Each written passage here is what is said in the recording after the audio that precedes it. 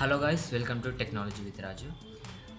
ఈరోజు మనం on screen keyboard ఎలా సెట్ చేసుకోవాలో తెలుసుకుందాం. ఒక్కోసారి మనకి కీబోర్డ్ అనేది వర్క్ అవ్వదు.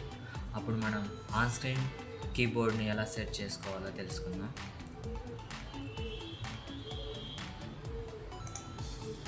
Control panel, easy of access,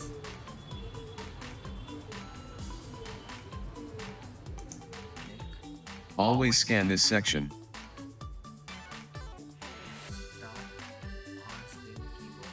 start on screen keyboard, Start on screen keyboard. Close చేసేసుకొని ఇక్కడ మనం టైప్ కూడా చేసేసుకోవచ్చు. ఇలాగా